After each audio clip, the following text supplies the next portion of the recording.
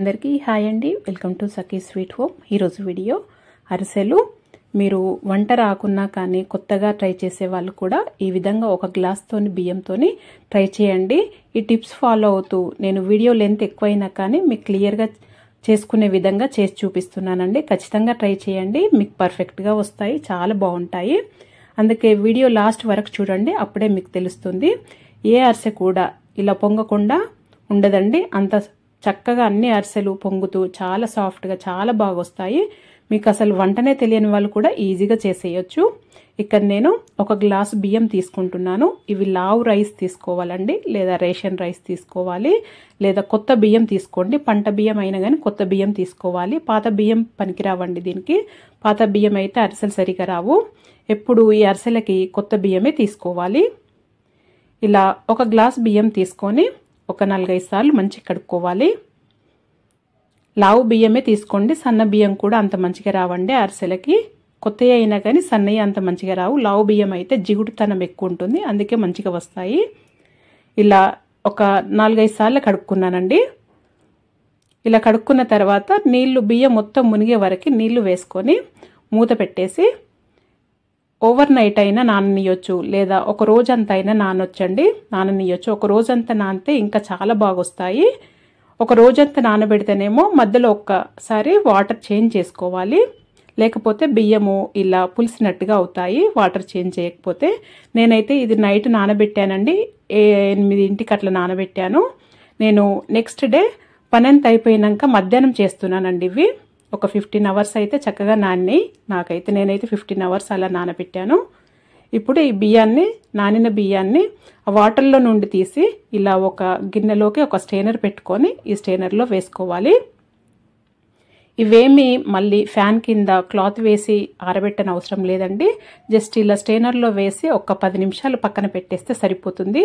ఈ బియ్యం ఎప్పుడు మొత్తం తడి ఆరకూడదండి అరిసెలకి. మొత్తం తడి ఆరిపోతే కూడా సరిగా రావు. కొద్దిగా తడిగానే ఉండాలి, కాకపోతే చేతికి ఎక్కువగా వాటర్ రావద్దు, అంతే. ఆ బియ్యంకున్న నీళ్ళు అనేటివి పోవాలి. ఇప్పుడు మిక్సీ జార్ తీసుకొని మిక్సీ జార్లో బియ్యం వేసుకొని ఇలా మిక్సీ పట్టుకోవాలి. ఇలా కొద్దిగానే కాబట్టి ఇంట్లోనే మిక్సీ పట్టుకొని చేసుకోవచ్చండి, చక్కగా వస్తాయి. అదే మీరు ఎక్కువ క్వాంటిటీలో చేస్తే బయట మిల్లులో ఆడించుకొచ్చుకుంటే మంచిదండి.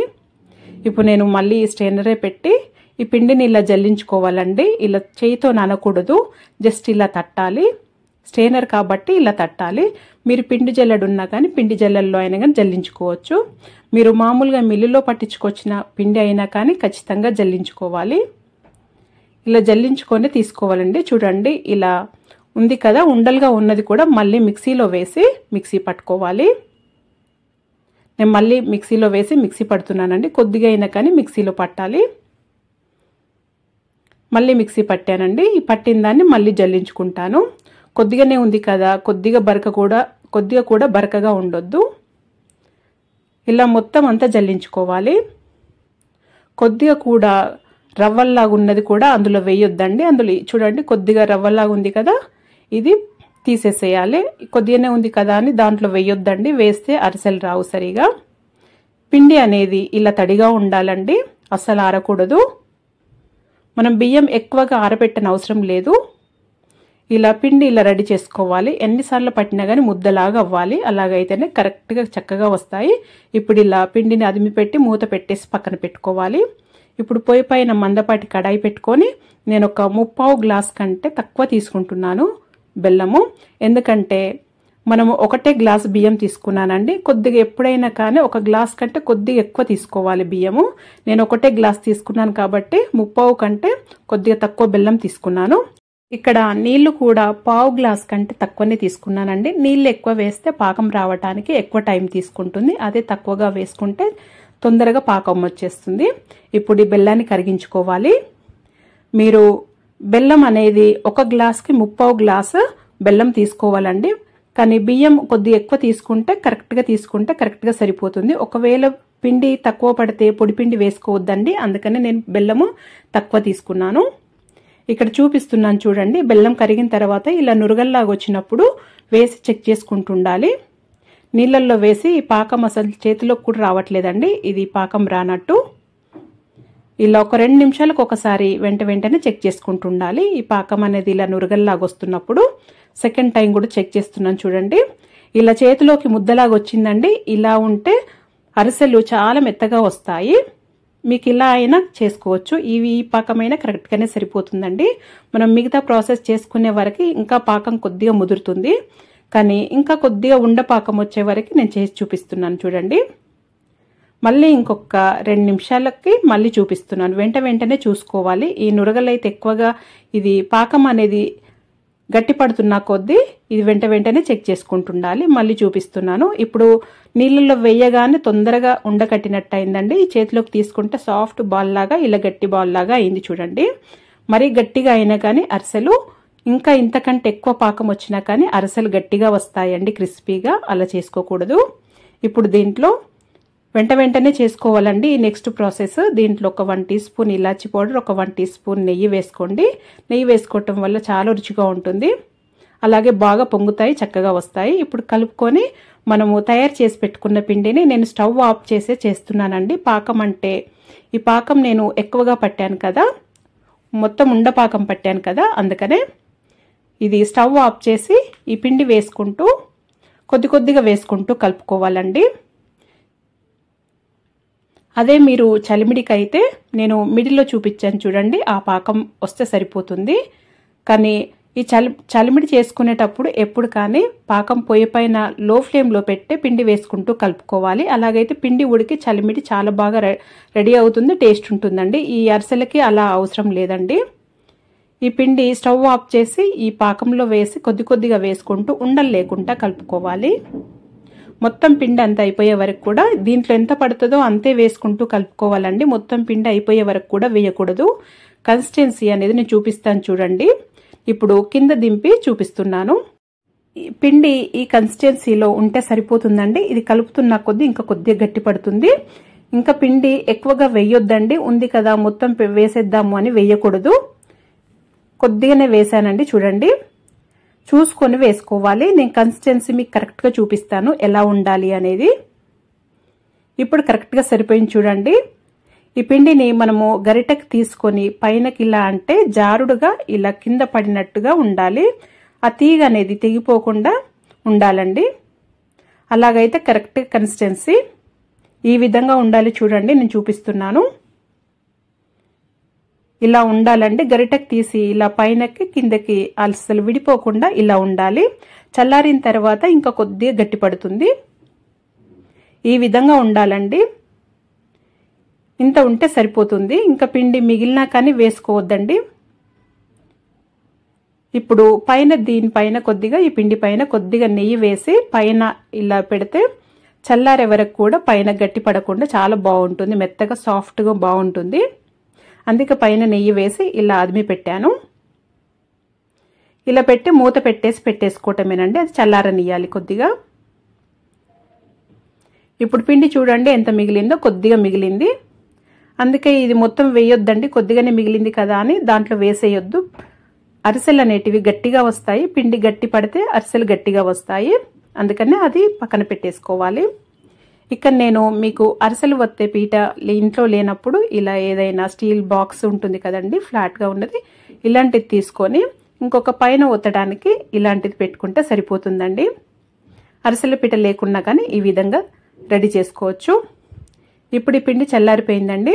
చూడండి కొద్దిగా గట్టిపడింది, కానీ సాఫ్ట్గా ఉండాలి పిండి అనేది చల్లారిన తర్వాత కూడా. ఈ విధంగా ఉంటే కరెక్ట్ కన్సిస్టెన్సీ చూడండి. ఇప్పుడు కొద్దిగా పిండిని తీసుకొని ఉండలాగా చేసుకొని మొత్తం అయిపోయే వరకు కూడా మూత పెట్టుకోవాలండి. ఆ పిండిని ఒక ఆయిల్ కవర్ పైన, నూనె కవర్ పైన ఇలా ఒత్తేసుకోవటమే. మరీ మందంగా ఒత్తొద్దు, మరీ సన్నగా కూడా ఒత్తొద్దండి. మీడియంగా ఒత్తితే చక్కగా వస్తాయి. పిండి అంతా అయిపోయే వరకు కూడా ఇదే సాఫ్ట్గా ఉంటుందండి. చల్లారిపోయినాక కూడా ఈ విధంగా ఉంది కదా, మీరు పాకం అలా పట్టుకుంటే కరెక్ట్గా వస్తుంది. మీరు రెండైనా ఒత్తేసుకోవచ్చు ఒకటేసారి, లేదా ఒకటైనా చేసుకోవచ్చు అండి. నేనైతే చిన్న కడాయిలో చేస్తున్నాను. ఇది ఆయిల్ ఎక్కువగా వేడైన తర్వాతనే ఈ అరిసె వేసి కాల్చాలండి. ఆయిల్ వేడి కాకుండా కానీ ఆయిల్ చాలా లాగేస్తుంది, సరిగా వేగదు, పొంగదండి మెయిన్గా. ఇలా మంచిగా వేడైన తర్వాత అరిసె వేసిన తర్వాత ఇలా పొంగిన తర్వాత మీడియం ఫ్లేమ్లో పెట్టి కాల్చుకోండి. అలాగైతే లోపటి వరకు చక్కగా కాలుతుంది. మీరు అదే హై ఫ్లేమ్లో ఉంచి కాల్చారంటే లోపల పిండి పిండిగా ఉండి పైన తొందర కలర్ వచ్చేస్తుంది. స్టార్టింగ్ అరిసె వేసినప్పుడేమో హై ఫ్లేమ్లో పెట్టండి, మంచిగా వేడవ్వాలి నూనె, అలాగైతే చక్కగా పొంగుతుంది. అదే ఇలా పొంగిన తర్వాత అరిసె పొంగిన తర్వాత మీడియం టు లో ఫ్లేమ్లో కాల్చుకోవాలండి. అలాగైతే లోపల కూడా చక్కగా కాలుతుంది, పిండి పిండిగా లేకుండా. ఇలా నేను చూపించిన విధంగా ఈ అరిసెలన్నీ తీసి ఇలా ఆయిల్ ఒత్తేసేయటమేనండి. చూడండి ఎంత చక్కగా ఎంత బాగా వచ్చిందో. ఇలా అన్నీ తీసి రెడీ చేసుకోవటమేనండి. అన్ని అరిసెలు కూడా పొంగుతూ చాలా బాగా వస్తాయండి. ఈ విధంగానే ఖచ్చితంగా ట్రై చేయండి. మీరు అసలు వంట రాని వాళ్ళు కూడా, ఇది అరిసెలు చేయటం పెద్ద ప్రాసెస్ అనుకునే వాళ్ళు కూడా ఇలా ఒక గ్లాస్ బియ్యంతో ట్రై చేయండి. మీకే చాలా ఈజీగా పర్ఫెక్ట్గా చేయగలుగుతారు. మళ్ళీ ఒకసారి చెప్తున్నానండి ట్రిక్స్. మెయిన్గా అయితే మీరు బియ్యం ఒక గ్లాస్ కంటే కొద్ది ఎక్కువ తీసుకోండి. అలాగైతే మీకు పిండి తక్కువ పడకుండా ఉంటుంది. ఒకవేళ తక్కువ పడినట్టు అనిపించినా కానీ పొడిపిండి మాత్రం వేసుకోవద్దండి. పొడిపిండి వేసుకుంటే మీకు సరిగా రావు అరిసెలు, పొంగుతూ సరిగా రావు. లేదా మీరు బెల్లం అయినా తక్కువ తీసుకోండి. ఒకవేళ 1 గ్లాస్ బియ్యం తీసుకున్నా కానీ బెల్లం తక్కువ తీసుకోండి. అలాగైనా ఏం కాదు. పాకం మాత్రం నేను చూపించిన విధంగా పట్టండి, పర్ఫెక్ట్గా చక్కగా వస్తుంది. పాకం వచ్చిన తర్వాత ఆ పాకంని కింద దించి అది తడిపిండిని కొద్ది కొద్దిగా వేసుకుంటైనా కలుపుకోవచ్చండి. అలాగైనా కానీ చక్కగా పర్ఫెక్ట్గా వస్తుంది. ఆ పాకంలో ఎంతైతే మీకు అవసరం అవుతుందో నేను చూపించిన కన్సిస్టెన్సీ వరకు అంతవరకే వేసి పిండి కలుపుకోండి.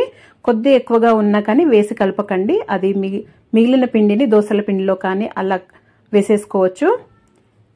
పిండి ఎక్కువ ఉంది కదా అని మొత్తం వేసేయకూడదు. అలాగే నూనె ఎక్కువ వేడైన తర్వాతనే ఇది అరిసెలు వేసి కాల్చాలండి.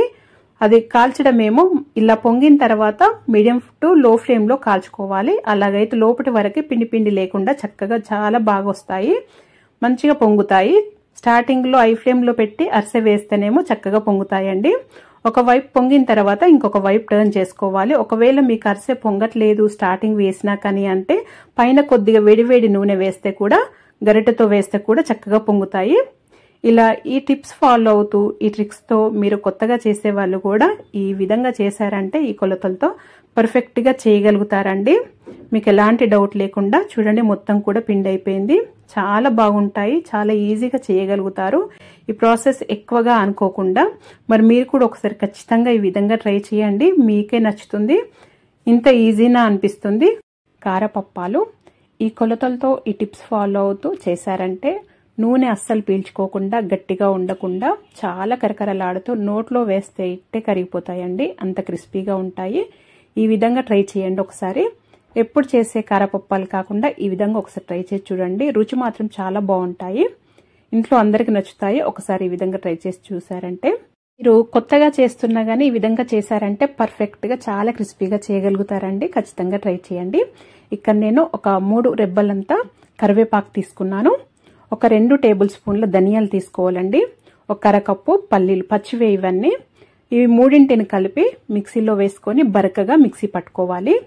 ఇలా మిక్సీ పట్టుకొని వేసుకోవటం వల్ల కారపప్పాలలో ఏమేమి వేసామనేది కూడా తిన్న వాళ్ళకి తెలియదండి. అంత రుచిగా అంత బాగుంటాయి. ఇలా బరకగా మిక్సీ పట్టుకోవాలండి. పౌడర్ లాగా పట్టుకోకండి, బరకగానే పట్టుకోండి. ఇప్పుడు నేను ముందుగానే ఒక అరగంట ముందు ఒక పావు కప్పు పెసరపప్పు తీసుకొని నానబెట్టానండి. ఇది అరకప్పు వరకు అయింది నాకు నానబెట్టిన పెసరపప్పు. ఒక బేసన్ తీసుకొని పెద్దది ఒక 3 కప్పుల బియ్యపిండి వేస్తున్నాను. ఇది మామూలు బియ్యపిండేనండి, తడి బియ్యపిండి కాదు, పొడి బియ్యపిండి. 3 కప్పులు తీసుకున్నాను. మనం మిక్సీ పట్టుకున్నది ఇది వేసుకోవాలి. తర్వాత మనం నానబెట్టుకున్న పెసరపప్పు కూడా వేసుకోవాలి. పెసరపప్పే వేసుకోండి, దీంట్లో చాలా రుచిగా ఉంటుంది. ఇక్కడ నేను ఒక 2 టీ స్పూన్ల కారం పొడి వేస్తున్నానండి. దీంట్లో కారం, ఉప్పు అనేది మీరు తినేదాన్ని బట్టి వేసుకోవాలి. ఎప్పుడైనా కానీ కొందరు ఎక్కువగా తింటారు, కొందరు తక్కువగా తింటారండి. మీరు తినేదాన్ని బట్టి చూసుకొని వేసుకోవాలి. ఇక్కడ 2 టీ స్పూన్ల ఉప్పు వేస్తున్నాను. నాకైతే ఇది కరెక్ట్గా సరిపోయింది ఈ అప్పాలకి. ఇక్కడ 4 టీ స్పూన్ల నువ్వులు వేస్తున్నానండి. నేనైతే తెల్ల నువ్వులే వేస్తున్నాను, మీరు నల్ల నువ్వులైనా వేసుకోవచ్చు. ఒక 2 టేబుల్ స్పూన్ల బటర్ వేసుకోవాలండి. ఈ బటరే వేసుకోండి. దీంట్లో నూనె వేసినట్లయితే, మీరు ఒకవేళ నూనె వేసుకున్నట్లయితే వేడి చేసుకొని వేసుకోవాలండి. అలాగే ఈ బటర్ వేసుకున్న తర్వాత ఈ బటర్ అంతా ఆ పిండిలో కలిసేటట్టు ఇలా గట్టిగా రబ్ చేస్తున్నట్టుగా కలుపుకోవాలండి ముందుగా ఈ పొడి పిండిని. ఆ బటర్ అనేది ఈ పొడి పిండిలో మంచి కలిసిపోవాలి, అంతవరకు కలుపుకోవాలి. చూడండి ఈ విధంగా కలపాలి. ఇలా పట్టి చూస్తే పిండిని అనేది ఇలా ముద్దలాగా అవ్వాలి, అంతవరకు కలుపుకోవాలి. ముందుగా ఇలా పొడి పిండిని కలుపుకున్న తర్వాతనే నీళ్లు వేసి కలుపుకోవాలండి. మనం బటర్ వేసాం కాబట్టి నేను మామూలు నీళ్ళే వేస్తున్నానండి. అదే మీరు బటర్ కాకుండా నూనె వేసుకున్నట్లయితే నూనె వేడి చేసుకొని వేసుకోవాలి. నూనె వేసుకున్నప్పుడు వేడి చేసిన నూనె వేసుకున్నా కానీ వేడి నీళ్లు వేసి కలుపుకోవాలండి ఈ బియ్య పిండిని, లేకపోతే క్రిస్పీగా రావు, నూనె పీల్చుకుంటాయి. ఇలా కలుపుకున్న తర్వాత ఇలా మళ్ళీ ఒకసారి ఈ పిండిని నేను చూపిస్తున్న విధంగా ఒక 2-3 నిమిషాలు గట్టిగా ప్రెస్ చేస్తూ కలుపుకోవాలండి. అలాగైతే చాలా బాగా వస్తాయి అప్పాలు. ఇలా కలుపుకొని ఇలా ముద్దలాగా చేసుకోవాలి. చూడండి కన్సిస్టెన్సీ అనేది ఇలా ముద్దలాగా చక్కగా ఉండాలి. మరీ సాఫ్ట్గా ఉండొద్దు, మరీ గట్టిగా ఉండొద్దండి ఈ పిండి అనేది. ఈ విధంగా చూడండి చాలా బాగా వచ్చింది. ఇలా కలుపుకోవాలి. ఇప్పుడు చిన్న చిన్న ఉండలు తీసుకోవాలండి. ఒక వాయికి సరిపోయే అన్ని చిన్న చిన్న ఉండలు తీసుకొని ఆ మిగతా పిండిని ఒకటి క్లాత్ కానీ లేదా కవర్ చేసి పెట్టాలి. పిండి ఆరనీయకుండా చూసుకోవాలి మొత్తం అయిపోయే వరకు కూడా. ఒక్కొక్క వాయికి సరిపోయే అన్ని ఇంత చిన్న చిన్న ఉండలుగా చేసుకొని మళ్ళీ ఇంకొక వాయి అయిపోయేలోపు అవి ఉండలుగా చేసుకోవటమేనండి. ఇలా రౌండ్గా చేసుకొని నేను ఆయిల్ కవర్ పైన ఒత్తి చూపిస్తున్నానండి. ఒకేసారి 3 అలా ఒత్తి చూపిస్తున్నాను, తొందరగా అయిపోతుంది. పూరి ప్రెస్ అలాంటి దాంట్లో కాకుండా ఇలా ఆయిల్ కవర్ కానీ లేదా మీ దగ్గర ప్లేన్ కవర్ ఏదైనా పెద్దది ఉన్నా కానీ ఒకేసారి ఒత్తేసేయొచ్చండి. నేనైతే ఇలా ఆయిల్ కవర్ పైనే చూపిస్తున్నాను. ఇలా పెట్టేసుకొని పైనుండి ఒకటి గిన్నెతోటి ఇలా ఒత్తేస్తే చక్కగా వస్తాయండి. అస్సలు అంటుకోవు, విరిగిపోవు, చాలా చక్కగా వస్తాయి. అంతవరకు నేను పొయ్యి పైన నూనె వేడి చేసుకున్నానండి. ఇంకొక టిప్పు, దీంట్లో నూనె బాగా వేడైన తర్వాతనే ఈ అప్పాలు వేసి కాల్చుకోవాలండి. మీరు నూనె సరిగా వేడి కాకున్నా కానీ ఈ అప్పాలు వేసినా కానీ మొత్తం నూనె లాగేస్తుంది, అలాగే గట్టిగా వస్తాయండి, క్రిస్పీగా రావు. ఈ నూనె మంచిగా వేడైన తర్వాతనే లో ఫ్లేమ్లో పెట్టి వేసుకోండి. మీరు హై ఫ్లేమ్లో పెట్టి వేసుకున్నట్లయితే మనం బటర్ వేసాం కదా, పొంగుతాయండి, నూనె పైకి వస్తుంది వేయగానే.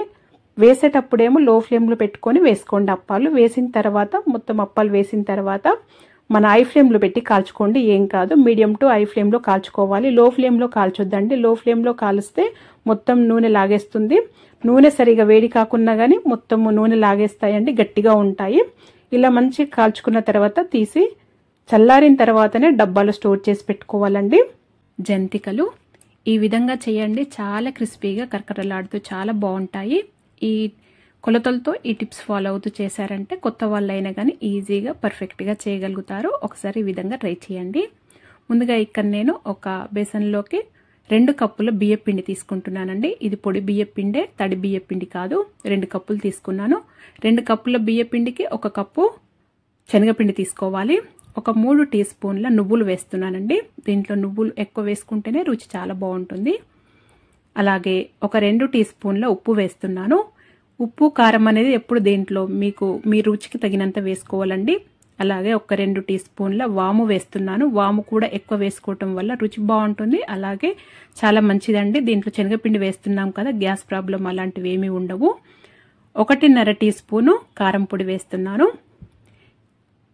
దీంట్లో కారం ఉప్పు అనేది ఎప్పుడు మీ టేస్ట్కి తగినంత వేసుకోవాలండి. 1/2 టీ స్పూన్ పసుపు వేస్తున్నాను. 1 టేబుల్ స్పూను బటర్ వేస్తున్నానండి. మీరు నూనె అయినా వేసుకోవచ్చు, నూనె అయితే వేడి చేసి వేసుకోవాలి. నేను బటర్ వేస్తున్నాను. బటర్ వేసుకోవటం వల్ల చాలా క్రిస్పీగా, చాలా కరకరలాడుతూ చాలా బాగా వస్తాయి మురుకులు. బటరే వేసుకోండి. బటర్ లేని వాళ్ళు ఇలా నూనె అయినా వేడి చేసి వేసుకోవచ్చు. ఇక్కడ ఈ బటర్ అంతా ఈ పొడిపిండిలో మంచి కలిసేటట్టు కలుపుకోవాలి ముందుగా ఈ పొడిపిండిని. తర్వాత దీనికి తగినన్ని నీళ్లు వేసుకుంటూ ముద్దలాగా అయ్యే వరకు కలుపుకోవాలండి. ఇలా కొద్ది కొద్దిగా వేసుకుంటూ కలుపుకోవాలి, ఒక్కటిసారి వేసుకోకుండా నీళ్లు. ఈ విధంగా ఉండాలండి, గట్టిగా ఉండొద్దు పిండి, కొద్దిగా సాఫ్ట్గానే ఉండాలి. మనం మురుకుల గొట్టంలో పెట్టినప్పుడు చక్కగా ఈజీగా ఒత్తటానికి వస్తుంది. ఇక్కడ మురుకుల బిల్ల తీసుకొని మురుకుల గొట్టంలో పెట్టేశానండి. పెట్టుకున్న తర్వాత ఈ పిండిని దీంట్లో పెట్టుకోవాలి. ఈ మురుకుల గొట్టంలో ఈ పిండి అనేది మొత్తం ఫుల్గా పెట్టొద్దండి, కొద్దిగా తక్కువ పెట్టుకుంటే ఇలా ఒత్తటానికి ఈజీగా ఉంటుంది. ఇలా నేనైతే ఆయిల్ కవర్ పైన ఇలా ఒత్తుతున్నానండి. ఒకేసారి ఒక 5-6 ఒత్తేసి ఒక వాయికి సరిపోయేవన్నీ ఇలా ఒత్తేసి ఒకేసారి వేస్తాను. లేదా మీరు ఒకటొకటైనా ఒక స్పూన్ పైన అయినా కానీ లేదా అలా ఒకటొకటైనా ఒత్తి వేసేయచ్చు, లేదా డైరెక్ట్ అయినా నూనెలో అయినా కానీ వేసేయచ్చండి. ఇలా ఒకేసారి ఒత్తి వేయటం వల్ల తొందరగా అయిపోతుంది. ఇలా తీసి వేసేసుకోవటమే. ఇలా చేయితో తీయలేము చేయితో వేయలేము నూనెలో డైరెక్ట్ అనుకునే వాళ్ళు ఇలా మన ఆట్ల కడ ఉంటుంది కదండి, దాంతో అయినా కానీ తీసి ఇలా వేసేయచ్చు. లేదా మీరు ఏదైనా స్పూన్ పైన చెంచా పైన చక్కగా వెడల్పుగా ఉన్న చెంచా పైన అయినా కానీ ఈ మురుకులు ఒత్తి వేసుకోవచ్చు డైరెక్ట్గా.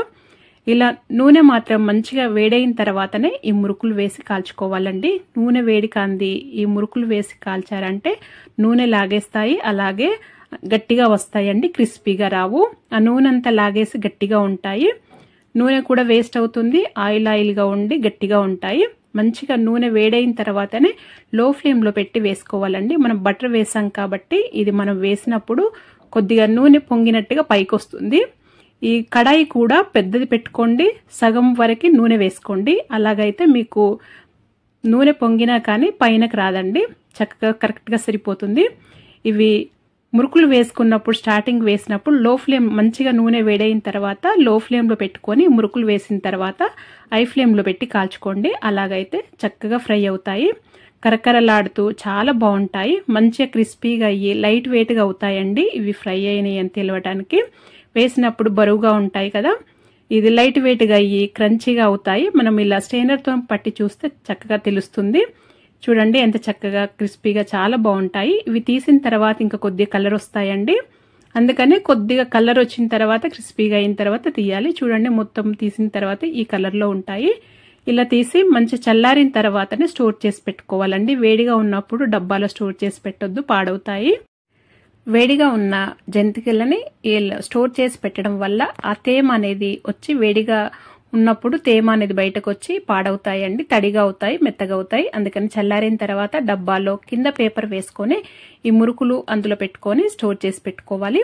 చూడండి ఎంత క్రిస్పీగా ఉన్నాయో. ఈ కొలతలతోని ఈ టిప్స్ ఫాలో అవుతూ చేశారంటే మీరు కొత్తగా చేస్తున్నా కానీ పర్ఫెక్ట్ గా చేయగలుగుతారు. బెల్లం సున్నుండలు ఈ కొలతలతో ఈ విధంగా చేయండి, ఎవరికైనా పర్ఫెక్ట్ గా చేయగలుగుతారు, చాలా బాగుంటాయండి. హెల్దీగా ఇలా బెల్లం సున్నుండలు చేసుకొని రోజు ఒకటి తిన్నా కానీ చాలా మంచిది ఆరోగ్యానికి. ఖచ్చితంగా ఈ విధంగా ట్రై చేయండి. ముందుగా ఇక్కడ నేను పొయ్యి పైన ఒక మందపాటి కడాయి పెట్టుకొని ఒక 2 కప్పుల మినపగుండ్లు వేసుకుంటున్నాను. వేసుకొని లో ఫ్లేమ్లో మంచిగా కలుపుకుంటూ వేయించుకోవాలండి, మాడిపోనివ్వకుండా వేయించుకోవాలి.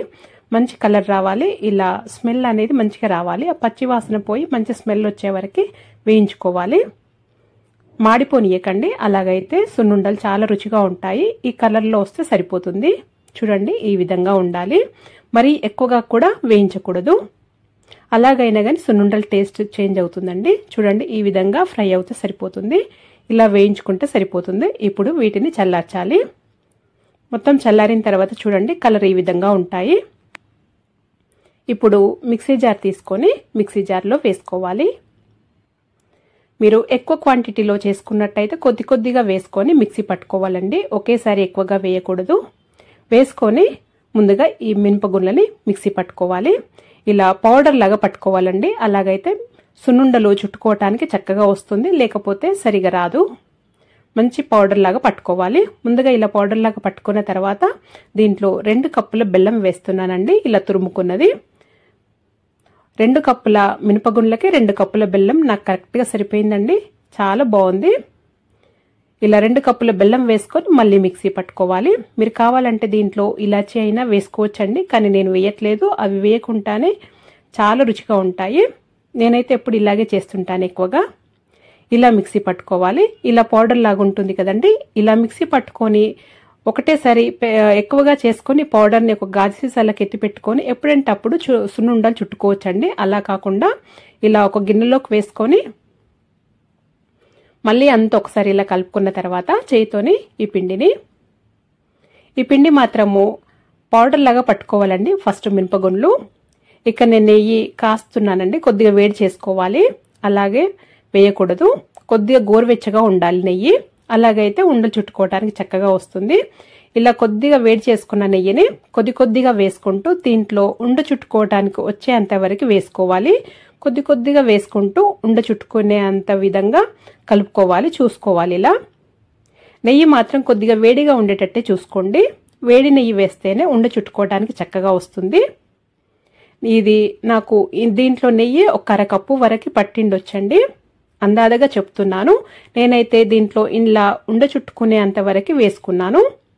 వేసుకొని ఇలా చూడండి ఉండ చుట్టేసుకోవటమే. చాలా ఈజీగా వస్తుందండి, చక్కగా వస్తుంది. మీరు అదే నెయ్యి కాకుండా నెయ్యి లేదు అనుకుంటే కొద్దిగా నూనె అయినా వేసుకొని ఉండ చుట్టుకోవచ్చు.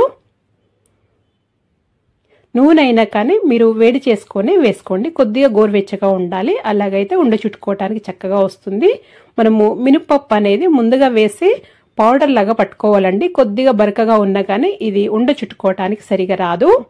ముందుగా ఇలా ఉండ చుట్టేటప్పుడు స్టార్టింగ్ ఏమో గట్టిగా ప్రెస్ చేసి ఉండ చుట్టాలండి.